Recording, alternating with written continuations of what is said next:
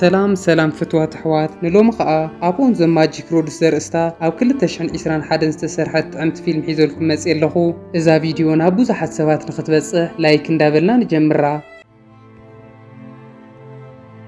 ናይ ፊልምና ታሪክ ዝጅምር ኣብ ሓንቲ ኣስማታዊ ናይ ሩስያ ከተማ ክኸውን ከሎ ኢቫን ዝተባሃለ ሓደ ምሽክናይ ቆልዓ ምስ ኣቦኡን ምስ ክልተ ምዕዋይ ኣሕዋቱን ኮይኑ ኣብዛ ከተማ እንዳነበረ ንርኢ። ካብ ዕለታት ሓደ መዓልቲ ብለይቲ ሓንቲ ከም ፀሓይ ደሚቕ ብርሃን ዘለዋ ፈረስ እንዳነፈረት ናፍታን ኢቫን ዝነብሩላ ከባቢ ትመጽእ እሞ ናብ ናይ እንዳ ኢቫን ግራት ኣትያ ዝራእቲ እንዳረጋገፀት ተምስያ ኣብ መወዳእታ ዋላ ሓደ ሰብ ከይረኣያ ከምታ ዝመፀታ እንዳነፈረት ትኸድ። ንጽባሓይቱ ንግሆ ኣቦኦም ንኢቫን ተስኡ ሕርሽኡ ክርኢ ከሎ እቲ ባፂሑ ዝነበረ ዝራእቲ ተረጋጊፁን ተስባቢሩን ይጸንሖሞ ንሰለስቲኦም ደቁ ጸዊዑ መን እዩ ከምዚ ገይርዎ ኢሉ ይሓቶም። እንተኾነ ግን ሰለስቲኦም ደቁ ዋላ ሓደ ከም ዘይፈልጡ ምስ ረኣየ ኣነ ዕዳጋ በፂሐ ክሳብ ዝመጽእ ነቲ ከምዚ ዝገበረ መጻወድያ ሰሪሖም ሒዝኩም መጹልሑኒ ብምባል ኣዚዝዎም ይኸድ። ኣቦኦም ንኢቫን ንሰለስቲኦም ደቁ ገዲፍዎም ምስ ከደ ድማ እቶም ክልተ ዓበይቲ ደቁ ንኢቫን በይኑ ነቲ ግራት ንክሕሉ ነጊሮሞ ይኸዱ። ኢቫን ድማ ከምታ ዝተኣዘዛ ኣፍታ ግራት እንዳሓለወ ይውዕል እሞ ምሸት ኣብ ማእኸል እቲ ግራት ዝተሰርሐት ጎጆ ኮይኑ እንዳሓለወ ከሎ ሓንቲ ካብ ኖርማል ፈረስ ፍልይ ዝበለ ተኽለ ሰውነት ዘለዋ ፈረስ ኣብ ማእኸል ግራቶም ኣትያ እኽሊ እንዳረገፀት ይርኢ። እዙይ ዝረኣየ ኢቫን ድማ ናይ ኣቦኡ ቃል ንኸኽብር ገመድ ገይሩ መሸንቆቕ ይሰርሕ እሞ ቀልጢፉ ናብ ክሳድ እታ ፈረስ የእትዎ። ሽዑ ግን እታ ፈረስ ሰንቢዳ ኣብቲ ግራት ክትጎይ ትጅምር እሞ እቲ ኣብ ጫፍ ገመድ ሒዙ ዘሎ ኢቫን እውን ከይፈተወ ኣብቲ ግራት ደድሕሪኣ ክኾልል ይጅምር። ኣብ መወዳእታ ግን እዛ ኣስማተኛ ፈረስ ናራ ወሲኻ ክትጎይ ትጅምር እሞ ድሕሪ ንእሽተይ ጻንሒት ካብ መሬት ተወንጭፋ ኣብ ሰማይ ክትነፍር ክትጅምር ከላ እቲ ገመድ ሒዙ ዘሎ ኢቫን እውን ምስኣ ናብ ሰማይ ደይቡ ኣብ ላዕሊ ኮይኑ ነቲ ዝዓበየሉ ገዛውቲ እንዳረኣየ ኣዝዩ ይግረም። እታ ኣስማተኛ ፈረስ ኣብ ሰማይ እንዳነፈረት ትጸንሕ እሞ ኣብ መንጎ ግን እቲ ኢቫን መሸንቆቕ ሰሪሑ ናብ ክሳዳ ዘእተወላ ገመድ እንዳሓነቓ ስለ ዝኸደ ቀልባ ስሒታ ወዲቓ ናብ ዕቋር ማይ ተኣቱ። እቲ ምስኣ ዝነፍር ዝነበረ ኢቫን ድማ ንሱ እውን ምስኣ ናብ መሬት ወዲቑ ኣብቲ ጥቓ ዕቋር ማይ ናብ ዝርከብ ልስሉስ መሬት ይወድቕ እሞ ዋላ ሓንቲ ጉድኣት ከይበፅሖ ይትስእ። ሽዑ ኢቫን ተስኡ ነታ ኣስማተኛ ፈረስ ክሪኣ ከሎ እታ ኣስማተኛ ፈረስ ናብ ዕቋር ማይ ወዲቓ ኣብኡ እንዳጣነይቲ ይሪኣ እሞ በታ ኣሲርዋ ዝነበረ ገመድ እንዳጎተተ ውፅኡ የድሕና። ኣብ መወዳእታ ድማ ኢቫን ነታ ፈረስ ኣውፅኡ ካብ ሕጂ እንዳሓር ንኻልኣይ ግዜ ናብ ግራቶም ንኸይትመጽእ ይነግራ እሞ ንሳ እውን ሕራይ ብዝመስል መልክዑ ርእሳ ነቕኒቓ እንዳጎየት ካብቲ ከባቢ ትስወር። ንጽባሓይቱ ኢቫን ክትስእ ከሎ ንባዕሉ ኣብ መሕደሪ እንስሳ እንዳቡኡ ይረኽባ እሞ ኣዝዩ ሰንቢዱ ግልጽልጽ እንዳበለ ክርኢ ከሎ ትማሊ ምሸት ኣብዚ ቦታ ዘይነብሩ ክልተ ገጀፍቲ ፈረሳት ኣብ ናይ እንዳቡኡ መሕደሪ እንስሳ ይረክብ። ሽዑ ኢቫን ኣዝዩ ሰንቢዱ ነዞም ፈረሳት ከባርሮም እንዳፈተነ ከሎ ብዝገርም መልክዑ ሓንቲ ክትዛረብ ትኽእል ሓጻር ኣስማታዊት ፈረስ ይረክብ። እዛ ክትዛረብ ትኽእል ኣስማተኛ ፈረስ ድማ ጓላ ነታ ትማሊ ሂወታ ዘድሕነላ ኣስማተኛ ፈረስ ምዃና ብምንጋር እዞም ክልተ ዓበይቲ ፈረሳት ድማ ካብታ ናይ ትማሊ ፈረስ ብውህብቶ መልክዕ ዝተዋህብዎ ምዃኖም ትነግሮ። ብተወሳኺ ድማ እዛ ፈረስ ብዙሕ ነገር ናይ ምዕዋት ክእለት ስለ ዘለዋ ኣዲኣ ንዕኡ ተለኣኽዮ ኢላ ከም ዝሰደደታ ትነግሮ። ድሕሪ ንእሽተይ ጻንሒት ድማ ኣቦኡ ንኢቫን ይመጽእ እሞ እቲ ትማሊ ንደቁ ሓልውዎ ኢልዎም ዝኸደ ግራቱ እኽሊ ከም ዘይነበሮ ተረጋጊጹ ምስ ረኣዮ ኣዝዩ ሓሪቑ ንኢቫን ክውዖ ክብል እታ ኣስማተኛ ፈረስ ግን ንኢቫን ናብ ዝዋና ስቂላቶ ዳጎየት ካብቲ ከባቢ ትስወር። እዛ ኣስማተኛ ፈረስ ንኢቫን ሒዛቶ ናብ ሓደ በረኻ ምስ ከደት ድማ ኢቫን እቲ ሙሉእ ሓጋይ ዘብልዖም ዝነበረ እኽሊ ኣዲኣ ስለ ዝረጋገጸቶ ዝበልዕዎ ስለ ዘይብሎም ነቶም ኣዲኣ ብውህብቶ መልክዕ ዝሃወቶ ፈረሳት ሸይጡ ነብኡ ገንዘብ ክቦ ከም ዝደሊ ነዛ ኣስማተኛ ፈረስ ይነግራ። እታ ኣስማተኛ ፈረስ ድማ ብፍልይ ዝበለ መልክዑ ሓያል ድምፂ ጌራ ክትሃልል ትጅምር እሞ እቶም ኣብ መሕደሪ እንስሳ ዝነበሩ ክልተ ገጀፍቲ ኣፍራስ ነዚ ድምፂ ሰሚዖም ዳጎዩ ናፍቲ ንኢቫን ዝነብዎ ቦታ ይመፁ። ኢቫን ድማ ምዛ ኣስማተኛ ፈረስ ኮይኑ ነቶም ክልተ ብውህብቶ መልክዕ ዝተዋህብዎ ፍራስ ንኽሸጦም ናብ ዕዳጋ ሒዝዎም ይኸይድ እሞ ናፍቲ ቦታ ክበፅሕ ከሎ ዝረኣይዎም ኩሎም ሰባት ብመልክዖምን ብተኽለ ሰውነቶምን ኣዝዮም ተገሪሞም ኣነ እየ ዝገዝኦም እንዳበሉ ክበኣሱ ይጅምሩ። ኢቫን ግን ንታራ ሰብ ክሸጦም ከም ዘይኽእል ይነግሮም እሞ ብኽባር ገንዘብ ክገዝአን እዩ ናብ ዝገመቶ ናፍቲ ናይዛ ከተማ ንጉስ ብምኻድ ንኽሸጦም ይውስን። ኢቫን ነቶም መፍራስ ሒዙ ናፍቲ ቤተ መንግስቲ ክበጽሕ ከሎ ድማ ንጉስ ታህዝ ዝተባሃለ ናይዛ ከተማ መሓዳሪ ኣብ ላዕሊ ኮይኑ ብርሑቕ ይሪኦም እሞ ነቶም መፍራስ ምስ ረኣየ ብመልክዖምን ብተኽለ ሰውነቶም ኣዝዩ ተገሪሙ ንኽሪኦም ናብ መሬት ይወርድ። ንጉስ ታር ናብ መሬት ምስ ወረደ ግን ከም ኢቫን ዝበለ ወዲ ድኻ ሓረስታይ ከምዚኦም ዝበሉ ኣዝዮም ምልኩዓትን ገጀፍትን ፈረሳት ክህልውዎ ስለ ዘይግባእ ወላ ሓንቲ ገንዘብ ከይሃበ ነቶም ፈረሳት ኣሕዲጉ ይሰዶ። ሽዑቲ ንጉስ ከምዚኦም ዝበሉ ገጀፍቲ ፈረሳት ብምርካቡ ኣዝዩ ተሓጒሱ ንኽፍትኖም ናብ ጋሪ ኣሲሩ ክወስዶም ይጅምር እሞ ኢቫን ግን ገንዘብ ከይሃቡ ነቶም ኣዲኣ ዝሃወቶ ፈረሳት ስለ ዝወሰዱሉ ኣዝዩ ከም ዝሓዘነን ሓደ ነገር ክትገብር ከም ዘለዋን ነታ ኣስማተኛ ንእሽተይ ፈረስ ይነግራ። እታ ንእሽተይ ፈረስ ድማ ከምቲ ቅድሚ ሕጂ ዝገበረቶ ፍልይ ብዝበለ መልክዑ ዓዊላ ክትሃልል ትጅምር እሞ እዞም ፈረሳት ድማ ካብቲ ተኣሲሮም ዝጎትዎ ዝነበሩ ጋሪ ኣፍቲሖም እንዳጎዩ ናብ ኢቫን ክመፁ ከለዉ እቲ ዝጎትዎ ዝነበሩ ንንጉስ ዝሓዘ ጋሪ ግን ናብ ሓደ ሕሩጭ ዝሽየጠሉ ቦታ ኣትዩ እቲ ንጉስ ሕሩጭ ብሕሩጭ ይኸውን። ኣብዚ እዋን እቲ ንጉስ ኣብ ቅድሚ ህዝቢ ሕሩጭ ብሕሩጭ ተሸፊኑ ስለ ዝተረኣየ ኣዝዩ ይሓርቕ እሞ ዓጀብቱ መፂኦም እንዳነገፍሉ ከለዉ ብዝገርም መልክዑ ኢቫን እውን ነቶም ክልተ ፈረሳት ሒዙ ብምምፃእ ሕጂ እውን ብፅቡቕ ዋጋ ንኽገዝእዎ ሕቶ ይቐርብ። እቲ ንጉስ ድማ ዋላ እኳ ኣዝዩ ተሓረቐ ይኹን እምበር ነዞም ፈረሳት ኣዝዩ ስለ ዝፈተዎም ብተወሳኺ ድማ እዞም ፈረሳት ብዘይካ ኢቫን ዋላ ሓደ ክገብሮም ከም ዘይኽእል ተረዲኡ ንኢቫን ናይዞም ፈረሳት ሓላዊ ገይሩ ኣብዚ ቤተ መንግስቲ ስራሕ የእትዎ። እዚ ዝሰምዑ ናይታ ከተማ ነበርቲ ድማ ብናይ ኢቫን ዕድል ኣዝዮም ተገሪሞም ብዕልልታን ጣቕዒት እንዳተሓጎሱ እንዳዓጀቡ ናብ ቤተ መንግስቲ ይወስድዎ። ኢቫን ናፍቲ ቤተ መንግስቲ ምስ ኣተወ ድማ ኣብ ሓፂር እዋን ኣብቲ ቤተ መንግስቲ ምስ ዝርከቡ ሰባትን ምስ ኩሎም ናይዛ ከተማ ነበርትን ብፍቕርን ስኒትን ክነብር ይጅምር እሞ ኣብ ሓፂር እዋን ልዕሊ እቲ ንጉስ እንዳተፈተወ ይመጽእ።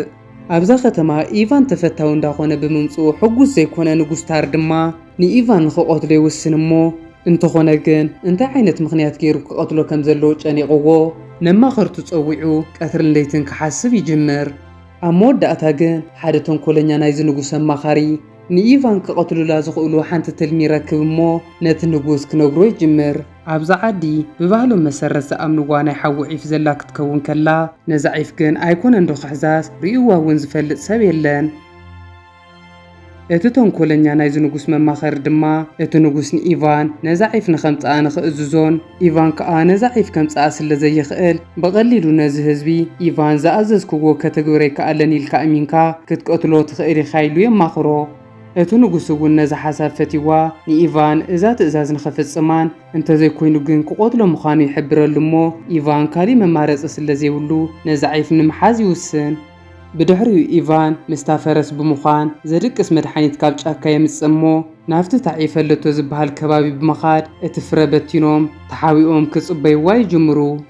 ኣብ ፍርቂ ለይቲ ድማ እታ ዝደልይዋ ዒፍ ትመጽእ እሞ ነቲ ንኢቫን ዘምጽዎ ፍረ ንላዕሊ እንዳደርበየት በቲ ሓዊ ዝመስል ሰውነታ ፍሉይ ምንቅስቓስ ክተርእዮም ትጅምር። ኣብ መወዳእታ ድማ ነዛ ፍረ ንላዕሊ ደርብያ ትውሕጣ። ኣብዚ እዋን ግን እዛ ዒፍ ንኢቫን ዝተሓውኡሉ ቦታ ስለ ዝረኣየቶም ክተጥቅዖም ትፍትን።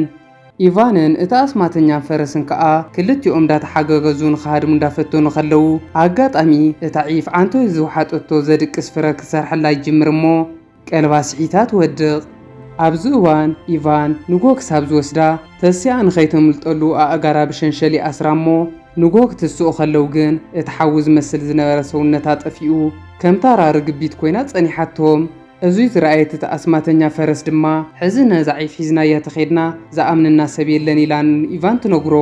ኢቫን ከዓ ናፍታ ዝተኣሰረት ዒፍ ይቐርብ እሞ ናብ ኣዒንታ ቀሪቡ ክርኢ ከሎ እዛ ዒፍ ኣዝያ ፈሪሓ ኣዒንታ ንብዓት ሓዚሉ ምስ ረኣየ ንሱ እውን ኣዝዩ ሓዚኑ ክፈትሓ ይውስን። ኢቫን ሸንሸላ ፈቲሕዋ ብነፃነት ክትነፍር ምስ ጀመረት ድማ ናብ ሓቀኛ መንነታ ትምለስ እሞ ንኢቫን ሓዊ ዘለዎ ክንቲት ሓዲጋትሉ ትኸድ። ኣብ መወዳእታ ንኢቫን ዝተባሃልዎ ከይሓዙ ናፍቲ ንጉስ ይኸዱ እሞ እዙይ ዝረኣየ ንጉስ ድማ ኢቫን ንኽቕተል ወሲኑ ብዙሕ ህዝቢ ተኣኪቡ ናብ ዝቕተለሉ ቦታ ይወስዶ።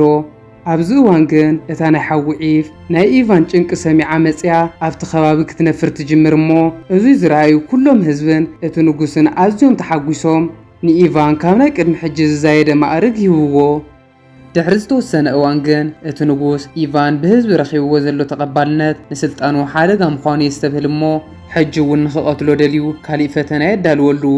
ኣብ ሓደ ንምድያው ዘይምቹ ነዊሕ ብበረድ ዝተሸፈነ እምባ ሓንቲ ልዕልቲ ኣላ። ዝገበርካ ጌርካ ነዛ ልዕልቲ ተምጻያ ክምርዐዋ እየ ይብሎ። እቲ ንጉስ ከምዚ ዝብሎ ዘሎ ኢቫን ናፍቲ እምባ ክድይብ ጸሪፉ ምእንቲ ክመውት እዩ። ኢቫን ግን ተኣስማተኛ ፈረስ ሓጊዛቶ ብዙሕ ከይተጸገመ ናብ ላዕለዋይ ፓርቲ ናይቲ እምባ ይድይብ። ናብ ላዕሊ ምስ ደየበ ድማ እታ ልዕልቲ ዘለቶ እምባ ብበረድ ተሸፊኑ መእተው ስለ ዝሰኣነ ናፍቲ በረድ እታ ናይ ሓዊ ዑፍ ዝሃበቶ ሓዊ ዘለዎ ክንቲት ይደርብየሉ እሞ እቲ በረድ መኺኹ ኢቫን በቐሊሉ ነዛ ልዕልቲ ይረኽባ። ሽዑ ኢቫን ነዛ ልዕልቲ ናይ ከተማና ንጉስ ክምርዖኪ ስለ ዝደሊ ኣምጻያ ኢሉን እየ መጽ ናፍቲ ንጉስ ንኺድ ይብላ። ንሳ ግን ንዓይ ክምርዖ ዝኽእል ወዲ ኣብ ህይወተይ ዘጋጥሙኒ ፈተናታት ብትብዓት በዲሁ ከድሕነኒ ዝኽእል ተባዕ ወዲ እዩ። እዚ ትብሎ ዘለኻ ንጉስ ንዓይ ክምርዖ ተኾይኑ እስከ ሕጂ ካብዚ ሓደጋ የድሕነኒ ብምባል ካብቲ ነዊሕ እምባ ናብ መሬት ዘሊላ ክትጸድፍ ትጅምር እሞ ኢቫን እውን ደድሕሪኣ ይዘልል። ኣብዚ እዋን ግን ብዝገርም መልክዑ እቲ ኣስማተኛ ፈረስ መንፈረ ውፅያ ንኽልቲኦ መድሒና ናፍቲ ንጉስ ዘለዎ ከተማ ትወስዶም። እኒ ኢቫን ናብ ከተማ ምስ በጽሑ ድማ እዞም ህዝቢ ነታ ኣዝያ ምልክዕቲ ልዕልቲ ብምርኣዮም ኣዝዮም ተገሪሞም ደስ በሃሊ ኣቀባብላ ገይሮም ይቕበልዎም። ንጽባሓይቱ ድማ እዛ ልዕልቲ ነቲ ንኽምርዓዋ ተዳልዩ ዘሎ ንጉስ ምስ ረኣየቶ ከምቲ ንሳ ዝሓሰበቶ መንእሰይ ዘይኮነስ ኣረጊት ኮይኑ ስለ ዝጸንሓ ንኸይምርዓዋ ብዙሕ ምኽንያታት ክተምጽእ ትጅምር። ካብቶም ምኽንያታት ሓደ ድማ ኣብ ናይ መርዓኣ መዓልቲ ኣብ ኢዳ ክእሰር ትደልዮ ቀለቤት እናሓጓኣ ዝሃበታ ክኸውን ከሎ እቲ ቀለቤት ድማ ቀድሞ ብዙሕ ዓመታት ኣብ ባሕሪ ብጀልባ እንዳኸደት ከላ ናፍቲ ባሕሪ ጠሊቑ ከም ዝጠፍአ ትነግሮ። እቲ ዋላ ሓደ ጭንቀት ዘይብሉ ንጉስ ድማ እዚ ነገር ባዕሉ ክዕውቶ ከም ዘይኽእል ስለ ዝፈልጥ ንኢቫን ዝገበርካ ጌርካ ነዛ ቀለቤት ተምጻያ ይብሎ። እታ ኣስማተኛ ፈረስ ከዓ ዘለዋ ናይ ኣስማት ክእለት ተጠቒማ እዛ ቀለቤት ኣብ ከብዲ ሓደ ዓብዪ ነባሪ ዓሳ ከም ዘላ ትፈልጥ እሞ ንጽባሓይቱ ንኢቫን ሒዛቶ ናፍቲ እቲ ነባሪ ዓሳ ዝርከበሉ ባሕሪ ትኸድ። ናፍቲ ቦታ ምስ በጽሑ ድማ እቲ ነባሪ ዓሳ ክንቀሳቐስ ከም ዘይኽእል ተገይሩ ብሸንሸል ተኣሲሩ ይረኽብዎ እሞ እንታይ ገይሩ ተኣሲሩ ከም ዘሎ ክሓትዎ ከለዉ ንሱ ድማ ቀደም ብዙሓት መራኽቢ ግልብጥ ምንባሩን በዚ ዝሓረኑ ሰባት ሕኒኦም ንኽፈድዩ ኣሲሮሞ ከም ዘለዉ ይነግሮም። ብተወሳኺ ድማ ዝነባሪ ዓሳ ካብ ዝእሰር ብዙሕ ዓመት ከም ዝኾኖን ሕጂ ግን ተጣዒሱ ጽቡቕ ጸባይ ኣምፂኡ ምህላው ነዛ ኣስማተኛ ፈረስ ይነግራ። እኒ ኢቫን ድማ ኣብ ከብዱ ሒጥዋ ዘሎ ናይ ሓንቲ ልዕልቲ ቀለቤት ደልዮም ከም ዝመፁ ይነግርዎ እሞ ሽዑ ንኢቫን ነቲ ተኣሲሩሉ ዘሎ ሸንሸል ምስ ፈትሕሉ ንሱ ከዓ ኣብ ከብዱ ሒጥዎ ዝነበረ ኩሉ ኣቑሑ ተውፅዩ ነታ ዝደልይዋ ቀለቤት ከም ዝረኽብዋ ይገብር። ሽዑ ኢቫን ነዛ ቀለቤት ሒዙ ናብ ዓዱ ይምለስ እሞ እታ ቀለቤት ነታ ልዕልቲ ክህባ ደልዩ እታ ኣስማተኛ ፈረስ ሓፍ ኣቢላ ተሸኪማቶ ብፍንሽትራ ንክህባ ይፍትን። ኣብዚ እዋን ግን እቶም ናይቲ ንጉስ ሓለውቲ ንኢቫን ሪኦሞ ነቲ ንጉስ ይነግርዎ እሞ ንሱ ድማ ሽጉጡ ብምሓዝ እንዳጎየ ወፅዩ ነታ ኣስማተኛ ፈረስ መንፈራ ወቂዑ ዲቑ ንኢቫን ኣብ ቀይዲ የውዕሎ።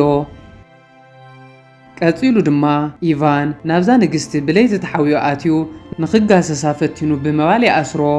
ንጽባሓይቱ ድማ እዚ ንጉስ እታ ቀለቤት ሒዙ መፅዩ ነዛ መልክዕቲ ልዕልቲ ንምምርዓው ሃንደፍደፍ ክብል ይጅምር እሞ ንሳ ግን ንዓኣ ክምርዖቶ ኮይኑ ጉብዝንኡ ክፍተን ስለ ዘለዎ ሰውነቱ ኣብ መጀመርያ ብፍሉሕ ማይ ቀፂሉ ብበረድ ኣብ መወዳእታ ድማ ብፍሉሕ ጸባ ክሕፀብ ከም ዘለዎ ነዚ ንጉስ ትነግሮ። ንምሸቱ ድማ እዛ ልዕልትን እታ ኣስማተኛ ፈረስን ካዕልላ ይጅምራ እሞ ነዚ ፈተና ክሓልፎ ዝኽእል ናይታ ናይ ሓዊ ዒፍ ክንቲትን ኣብ ዓለም ጫፍ ትርከብ ፍዮሪ ዘለቶ ሰብ ምዃኑ ትነግራ። እዛ ኣስማተኛ ፈረስ እውን ሙሉእ ለይቱ እንዳጎየት ክትከይድ ሓዲራ ኣብ መወዳእታ ኣብ ናይ ዓለምና ጫፍ ትበጽሕ እሞ ነታ ዝተባህለት ፍዮሪ ረኺባታ ሒዛታ ትምለስ። ንጽባሓይቱ ድማ እቲ ንጉስ እታ ልዕልቲ ዘቕረበትሉ ፈተና ኣብ ኢቫን ንኽምኩሮ ይውስን እሞ ንኢቫን ናብ ዝፈልሐ ማይ ሰንዲዮም ንኸእትውዎ ይገብር። ኣብዚ እዋን ግን እታ ልዕልቲ እታ ናይ እናሓጓኣ ቀለቤት ናፍቲ ማይ ብምእታው ንኢቫን ተድሕኖ። ቀፂሎም ድማ ንኢቫን ናብ በረድ ዝኾነ ዝሑል ማይ የእትውዎ እሞ ሕጂ እውን በታ ናይ ሓዊ ዒፍ ዝሃበቶ ክንቲት ተጠቒሙ ይድሕን። ኣብ መወዳእታ ድማ ናፍቲ ዝፈልሐ ጸባ ከእትውዎ ከለዉ እታ ኣስማተኛ ፈረስ ዘምፀትሉ ፍዮሪ ተጠቒሙ ይድሕን። ንኢቫን ዝረኣየ ንጉስ ድማ እዚ ፈተና ቀሊል መሲልዎ ክልተ ግዜ ከይሓሰበ ክዳን ኣውፅኡ ናፍቲ ዝፈልሐ ማይ ይኣቱ እሞ ብዝገርም መልክዑ ግን እቲ ዝፈልሐ ማይ ከም ሃፋብ ኒኑ ሒዝዎ ናብ ሰማይ ይድይብ። ኣብዚ እዋን እዛ ከተማ ንጉስ ኣልባ ስለ ዝኾነት ኢቫን ድማ ኩሎም በታ ልዕልቲ ዝቐረብሉ ፈተናታት ስለ ዝሓለፈ ናይዛ ከተማ ንጉስ ኮይኑ ምስዛ ልዕልቲ እንዳተመርዐው ርኢና ፊልምና ትውዳእ። ፍትዋት ተኸታተልቲ ፊልምና ነዛ ፊልም ተፈቲኹማ ላይክ ንቻናል ንሓደሽቲ ተኾይንኩም ድማ ሳብስክራይብ ብምባል ነታ ናይ ደወል ምልክት ምጥዋቅ ከይትርስዑ። ኣብ ቀጻሊ ብኻሊእ መደብ ክሳብ ንራኸብ ሰናይ ኩኑለይ።